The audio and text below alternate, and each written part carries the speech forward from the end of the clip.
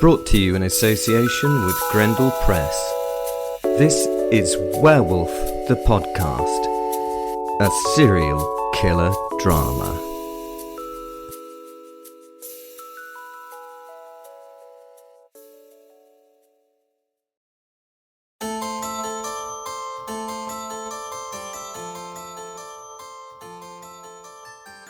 Welcome one and all to Werewolf the Podcast, and here we are again, episode 171.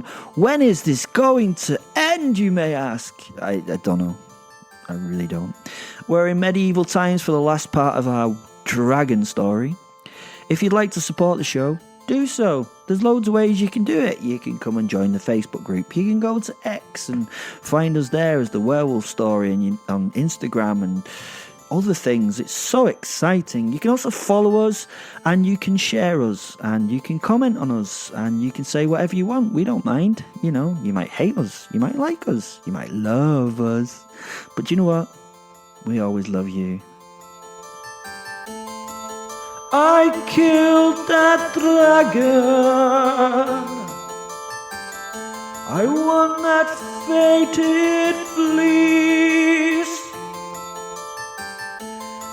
Lord Percy of Northumberland, the greatest knight there's ever been.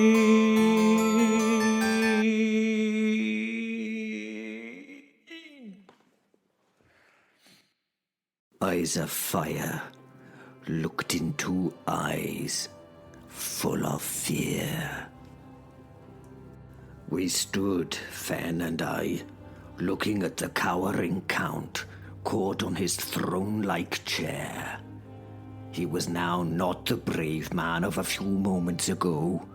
He was sitting in his own feces. I have to admit that we had a fine form to cause such a situation, and I had just appeared in the man's vaulted hall from nowhere. I had. We are the monster.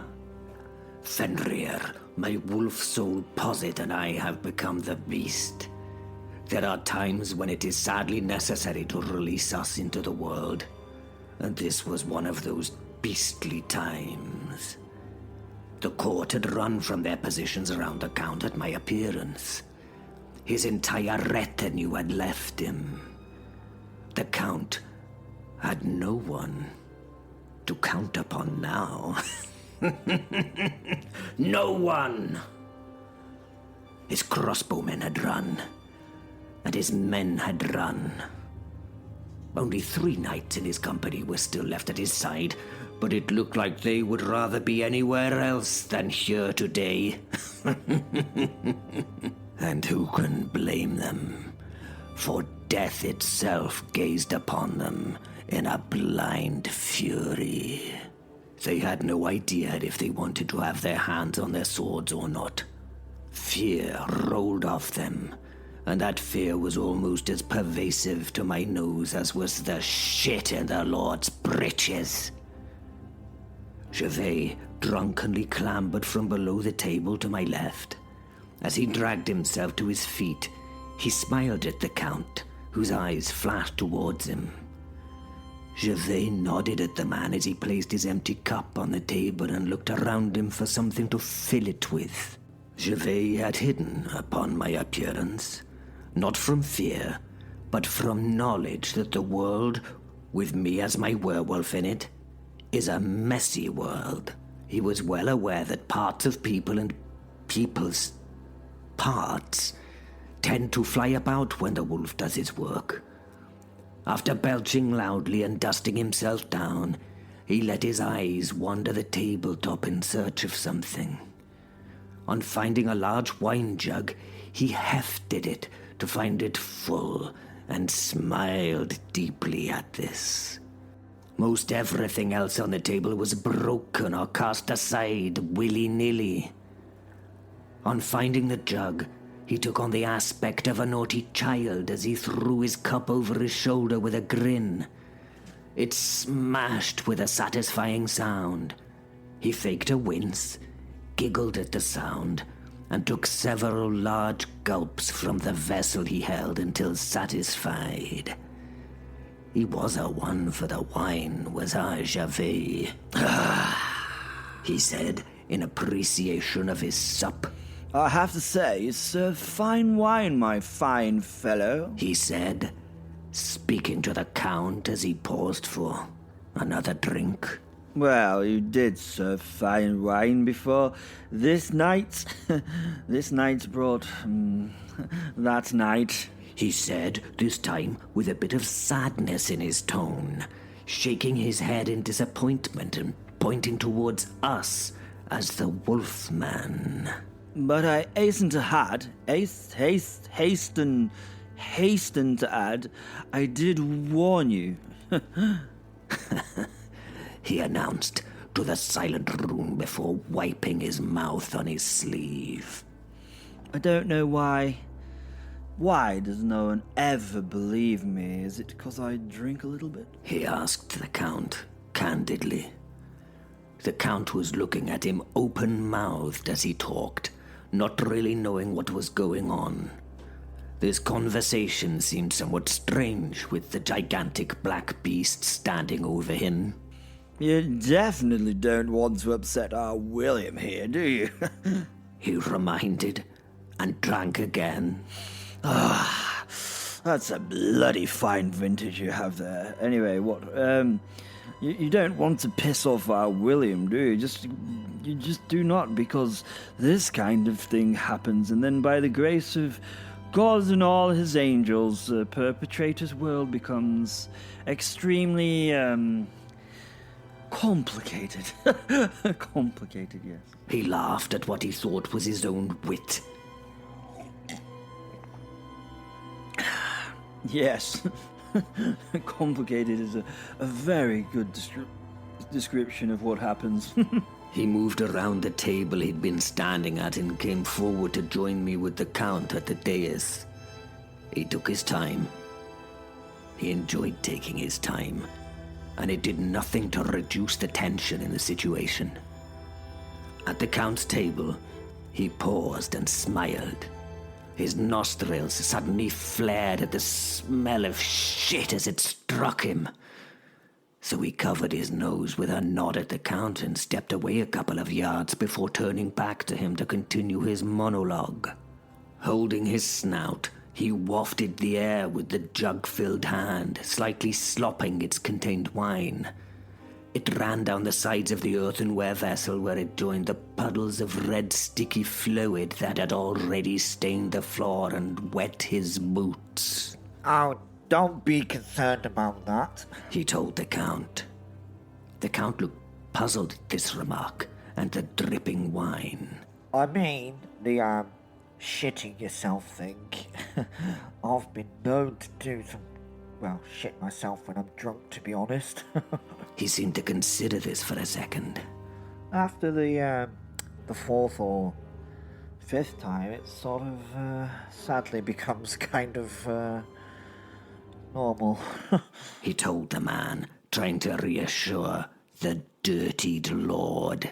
Oh, I realize you're not drunk, he said. but... He motioned towards the giant wolfman stood over the noble. But I probably think I would have, sort of done the same thing if he'd been angry with me as well, so don't worry too much. He whispered. I, as the wolfman, turned to Gervais and attempted a smile. Gervais nodded at me, still holding his nose. You see, I definitely felt a twitch down there, and he's my friend. The knight laughed, continuing to talk to the terrified nobleman. Anyway, this gets us no further. Percy!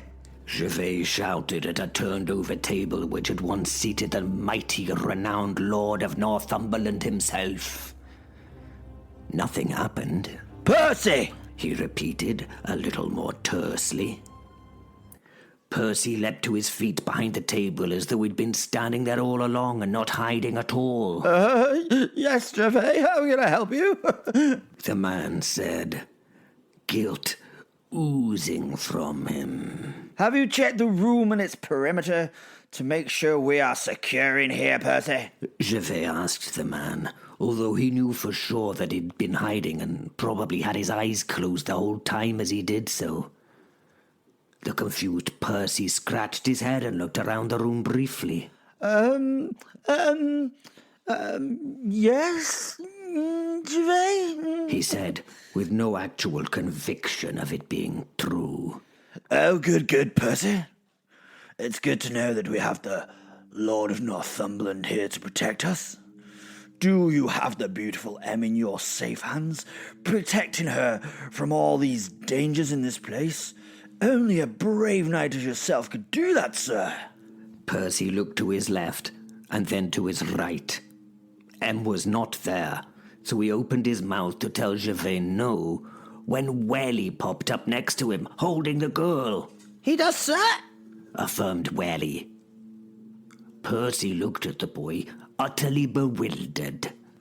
Do I? He asked, then in the same breath confirmed he did.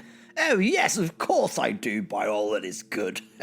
He announced, patting the crying girl on her head, taking up the tone associated with bravery. I, Percy, Lord of Northumberland, have placed my life on the veritable line to make sure that she and Welly are safe. He lied, a broad smile crossing his features. Gervais looked at Welly briefly and winked. Welly shrugged in response and withheld a laugh that wanted to escape his lips but found no way to do so. Well done, sir. Well done, sir. Of course you have. Gervais complimented Percy. You see, sir. Even though you treat us as you do, firstly trying to besmirch our characters and belittle us in front of your court. Secondly, trying to kill one of our number, we, in contrast, as godly men, look to your daughter's safety at this very moment. He carefully and warily patted my black-pelted back from an uncomfortable distance before wiping his hand on his breeches. I was covered in, aftermath, as it were. We've managed to save her from this, situation's distress. It was a question for himself whether distress was the right word.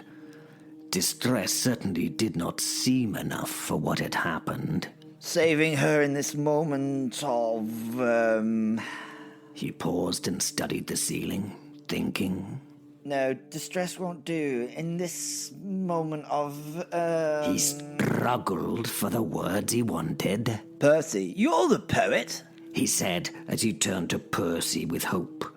Do you have a word for this, by any chance? He said, presenting the room with a wave of his jug-filled hand. Percy looked at the room in confusion. He mouthed several describing words, disqualifying them before he chose his best.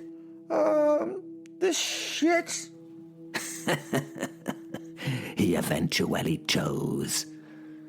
Gervais winced, but shrugged. It was ultimately correct. I don't think the Count does, need to be reminded of the shit he is in, methinks. He smiled, registering his jokoni after it had been made. Oh, how we laughed at Gervais' accidental witticisms. The Count du Périgord. What do I do? What do I do? I am sat before this best of hell as it stares at me. The very pits of hell burn from those eyes. Is this to be my end? My beautiful daughter is being held by them, not as hostage. She is not being openly threatened. But I must do something. I must. These men are having fun at my displeasure, in my own coat. They think they are funny. They believe that they have me beaten. I will not lose my pride or my daughter this day. I believe these gods would and could deflower her in front of me, just to torture me. Pah! Godly men that say they are not. I would do anything to save my little M. But what do I tell them? How could I save her? The golden flesh was not meant to offer them in the first place. It was made for the king. It was he who paid my goldsmiths. I add that they are the finest goldsmiths in all these lands of the earth to make such a gift for such a king. My wonderful goldsmiths. Our king sees that flesh as a symbol of his authority and kingship. He loves that flesh. He loves that ancient story. Chrysamolus, the winged ram, was sacrificed to Zeus by Phrixus, and its flesh was given to King Aertes before it was stolen by Jason. But it is gone. It is gone from my coat. It is on its way north. I do not have it. What could I do? They should not have killed that worm. It was supposed to be an impossible task. We wait for you to bring us the fleece, Lord. The large blonde gnat walks forwards towards me. Oh, he is so proud, this gnat. Drunk, oui, but proud. For it was a promise, and it is the cost of saving your daughter and your fiefdom from the worm. The worm, the worm. It tells me. How dare he? How dare he? I feel the anger of the situation bloom in my chest. I am the lord of this place. I am the man who should be listened to here, and they should serve me. The Tonkavi, my old friend, and their lord would not allow them to do so this to me if he were here. Oh, I will tell him. I will make war on him and these for this. I think I will give you gold instead. I tell the man. I ignore the thing that stands before me now, for my daughter's sake. I know no fear for her. No, sir! Shouts Gervais. No! Give us what you damn well promised us. Shout this thug. Yes, a thug. He is a brigand, meaning to steal from me. If he does not recognize my authority, then he is a thief. I offer him gold, do I not? Oh, how the anger builds in me. I look to my knights, the remaining 3 brave knights that stand around me. I meet their eyes in turn. Each turns their eyes away from me. I cannot believe it. The cowards! The bloody cowards! What pathetic fools are they? When this is over, I will enjoy their pathetic request for leniency as I harass and torture them. I will give them no love and no mercy. They will die in horrible agony at my behest! Oh? But what is this I spy? Oh, how God serves me at this moment. I must be the righteous. A crossbow is abandoned on the table within a hand's grasp. Yes, a crossbow. I will shoot this beast through the heart and then attack the knight at its death. I will kill them and then have their heads as a reminder of this moment. Nothing can beat me in my righteous fury, not even this demon. The angels will witness this, and bring me much aid. My nuts may gain some bravery from my actions. I will risk all for my aim. Of course, she is my beautiful daughter. I will look again at my men. The mealy-mouthed Montagna is turned away. He pontificates about the flesh. He is enjoying his words in his own drunkenness. I do not care about the drivel that passes his lips. Having now the attention of my knights, I nod towards the bow and secretly point at myself as the best as a moment of distraction, looking at my not-so-noble protectors. Warning them without words not to move, they look back and shake their heads in admonishment of me. They try to order me not to do it with their eyes. I cannot believe it. The cowards. We will see, foul creature. We will see. I will at the very least take you before this day ends. For me. And as the thought settles in my brave heart, I lunge. It is I, Lord Percy, brave protector of Northumberland. And again, I bravely protect the Count's daughter. Apparently. Welly stands with her. She has doe eyes for him and seems quite content to be held in his arms. She shows no fear of the beast before her father. She only has eyes for young, pimply Welly. Gervais is, as usual, spouting some drunken nonsense, demanding the fleece as payment for our work. William stands there, a terrifying thing that, if I let myself loiter on, makes my bowels churn. No, not with fear, but with, bravery? That can be a thing, can it not?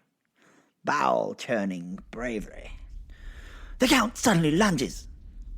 He picks up a crossbow some distance to his left and aims it as he falls to the table. The bow launches its quarrel at the beast. The wolfman flinches at the Count's movement, but it is not quick enough to avoid the shot. It enters William's... Yes, William. It pierces William's shoulder, and the werewolfy William thing reels a little as it tears through his flesh. He roars in pain, and I shiver in fear. No, not fear. At his, no, not at his roar, but at his pain. That's it. I shiver at his pain, his possible death. The boat passes through Werewolf's shoulder and wings its way towards us. I leap bravely to the floor behind the protection of Welly and M, who I throw down before me. After a few moments ripping and smashing and tearing from somewhere in the room, silence falls. I slowly and warily stand to see Gervais covered in blood and guts. He does not look impressed as he wipes one eye, then the other, and then fishes a single ear from the wine jug he holds. His face holds disgust at the ear he holds in his hand, and he looks at the bloody wolfman in disapproval at the deflowering of his drink. The Count is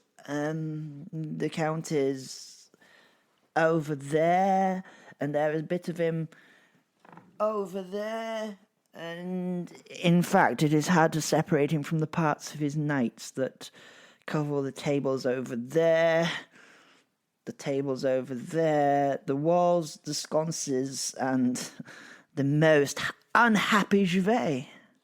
The fight, well, it seems over. The facts are that the fight is, well over. There's nothing left for the beast to rive. So the fight is over. Luckily, M is safe with Welly. I did my job. I turn to reassure the young people that I have their safety. Welly's eyes meet mine with hurt and concern, which makes my belly enter my throat. He holds the Count's daughter in his arms as blood spews forth from her mouth. The quarrel from her father's shot has finally found the end of its journey, lodged in her chest. Her eyes, her innocent eyes look mystified. She cannot understand what is happening. She does not know that she is dying. "Help her! Help her!" shouts Welly. Only now do I realize that he's shouting for me to help. I wander forward and hold the boy and the young girl for a moment in my loving embrace. I then take her gently from him, peeling his arms from around her, his brave, strong arms. He sits to the ground holding himself, rocking back and forth, giving himself a reassuring hug while I look at the girl to measure her injuries. The arrow is stuck deep into her chest. Her breathing is raspier as her lungs fill with her heart's blood. She looks so questioning at me. In her eyes I can see the fear and the pain of her death. She holds on to me with a strength you would not warrant in a girl of her size. She mouths words I cannot hear. I take my ear closer to her, but still there is nothing. There, little one, I tell her as I stroke her forehead. I use the material of her headdress to wipe the blood from her mouth. This is a last moment where her body grasps onto her life. Her muscles tense as she struggles, but the blood that she has lost means that she is too weak to hold on. She goes limp in my arms. Well, he bursts at my feet. The tears and the tantrum he has betray his lack of seeing death. He beats his fists upon the floor. For those of us that meet death regularly, this is a much less bitter pill. But it is a pill that I would rather not have to swallow. I mean, she was no beauty, but she was a rare thing.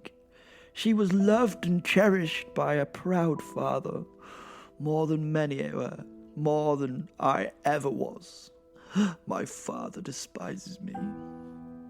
I lay the small body on the table and bow my head for a moment in a silent prayer. I wish her safe journey into the next world and hope she does not remember the pain that she felt leaving this one. Well, he is still a small ball of hurt on the floor. He rocks back and forth and shakes. I open my eyes to her blood-stained face and reach to close her eyes with two gentle fingers. I hope beyond all hope that her father had no idea that he'd caused her death. Would he wake up in hell and be tormented for this for eternity? Or would he go to heaven where he would be helped by the host to deal with what he did? I hope heaven greeted him and her. Eventually, I look up from my prayers to see my two fine fellows there with us. William now in his human shape, Gervais stroking the fine blonde hair of the young girl. Oh, how we feel for her. We feel... Gervais? Oh, a golden fleece of sorts, William. And then, to my dismay, William cuts her head off. William. Let us move to when I returned home to the Chateau de Tonquéville. I walked into the Lord de Tonquéville's reception room. It was a large, imposing room with huge, rich tapestries and all the fixings of a wealthy nobleman. He was reading and busy, and I thought that I would make a statement. I threw the sack that was in my hand on the table in front of the Lord de Tonqueville. It was a somewhat bloody sack. Well, it was actually a very bloody sack and the source of a vile stench after its weeks on the road. It bounced with a thud, leaving a bloody and worse trail where it had made contact with the wood of the tabletop. My lord looked up, and then a little affronted at this. I had probably been a bit too daring to do the throwing.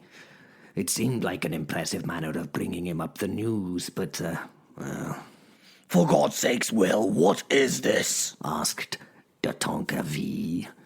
His anger was apparent. Yes, by his tone, I had undoubtedly done the wrong thing here. It is the golden fleece that I got as a reward for my effort, I said as I approached the dais where he sat. I agree it is not as beautiful as we thought, or perhaps as golden at the moment, but it was as close to the fleece as we could get. I sat on the edge of his table while he stared at the bloody bag before him. Why so bloody? De Tonqueville asked, running a finger through the blood track that the bag had left, then lifting that digit and showing me the mess on its tip. I tried to show a little contrition with my look. Seemed like the right thing to do, all things considered. Well, it was a bloody awful mission, I replied, trying to make jest of the situation. It did not work. My lord harumphed his disapproval while he stared at me sitting on the edge of his table. It took a while for me to realize that he did not want me to sit on the edge of his table, and it was with little embarrassment in front of his guards that I removed myself from it and took a couple of steps back before facing him again, while sorting my surcoat nervously. Eventually, the old man's grey eyebrows unknotted, and he nodded his approval at me. You have to remember I was young at this point and sometimes overstepped my boundaries. I should really listen to Fenrir. I really should. The men behind him were smirking whilst holding attention. My behavior seemed to have reached an acceptable level. Eventually, with his disapproval evident, he opened the bag and he looked inside. He stared at its contents for a while, trying to figure out what it was. His face changed to a look of surprise, and then utter disgust. He stood up quickly, his seat shooting backwards from beneath him, and with a flash of anger on his face, he shot me a stare that knocked me a little with its violence. What is the meaning of this? He demanded. I am afraid that this is the golden fleece that we took from your so-called friend, the Comte du Périgord, after killing his dragon for him, I told the man. He refused us the actual fleece, so this was his daughter's golden fleece. I smiled. It had seemed a much more amusing thing when I'd thought it up. In all the hells, William! You did not! He yelled. His disgust was apparent. No, actually. The Count killed her himself, accidentally, and I thought this would have been a good idea as a witty joke, my lord. Although now I see that it was not. I was now considering my witty choice as an ill one. That fine man is a dear friend of mine, William, he told me. I looked at the floor as he scrutinized me. Oh, no, he is not, I whispered. What? I shuffled my feet and nodded, looking up to meet those furious eyes, and I shrugged. He cast himself into his chair, not able to look at me. I stepped forward now. I felt I needed to explain this a little. We killed the dragon as requested, I told him, The Count then decided he was not going to give us anything and exclude us from his court. His intention for us was to die in order for his retinue of knights to see the dragon and know how to kill it. We were not supposed to live against that worm. So we killed the worm, which I hasten to add was no mean undertaking, and we went back to him for the fleece. He refused and tried to get one of his men to kill me, a man by the name of Bruce Delalay, also known as the Dueling Duke and the Gauntlet of Fury. I expected my Lord de Tonqueville to know who I was talking about, but he just looked at me and shrugged. And? Well, he was a really good fighter, and I bloody killed him, I did. I smiled. Still no niceties fell from my lord's lips. Then he tried to kill us with guards, he did. Knights and crossbowmen too. It was at least 100 to 3. Well, 4 if you include my squire Llewellyn. We call him Welly. I told him. 100 against 3? And a little boy? And yet here you stand? He said, stroking his beard. This sounds like utter nonsense, William. What are you going to tell me next? You killed everybody in the court? I nodded, then rapidly shook my head. This seemed like it needed to be more genuine. Why would they have run if we were so outmanned? He cocked his head in a question. They bloody did, I said in a childish manner. And that I killed everyone who was left, I did. I said as quick as I could, looking at my toes and describing a circle with them on his rug. I felt the quicker I could say it, the less time he would have to scrutinize the feasibility of this statement. I left the Count and his daughter alive, I did, but the Count bloody shot me here in the shoulder with a crossbow. I pointed at a very uninjured shoulder. It passed right through and struck his daughter in the chest, and that is why her head is in the bag. You know, blonde hair, golden fleece. The Count still stroked his beard in consideration of me. You seem to be bearing no wound now, William, he pointed out. Ah, yes, my lord. It was a mere flesh wound. I lied. So what of the Count? My lord asked. I sort of killed him. To death, I replied. Do you not know how bloody implausible this sounds to me, William? It sounds wrong to my ears. He paused. Listening to myself, he was right. I seemed implausible. I guess then you're telling me you just fought yourself clear of the castle and came home, I suppose, yes? Yes. You understand, Lord, I said.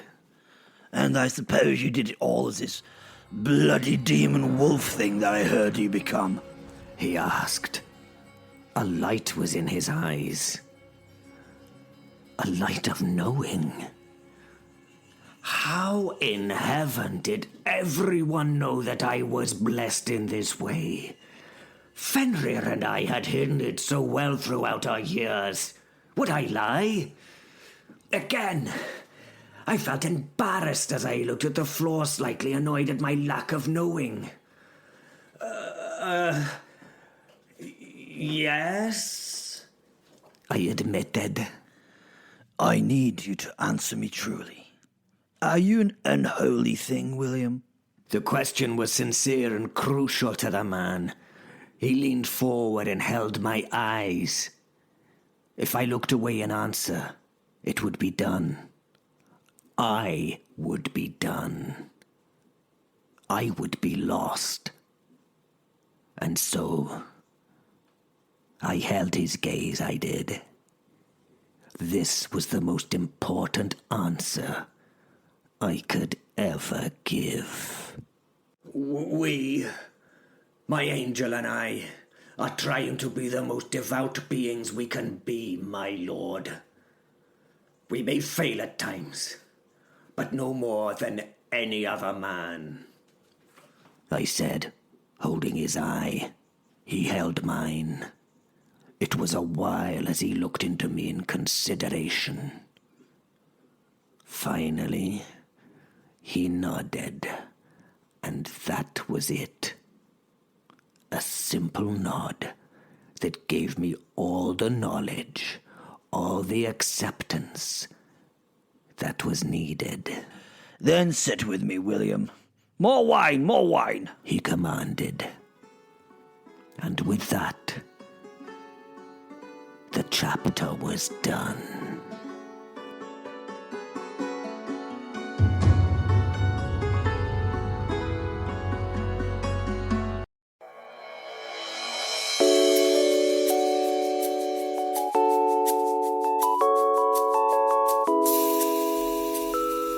Brought to you in association with Grendel Press. This is Werewolf the Podcast, a serial killer drama.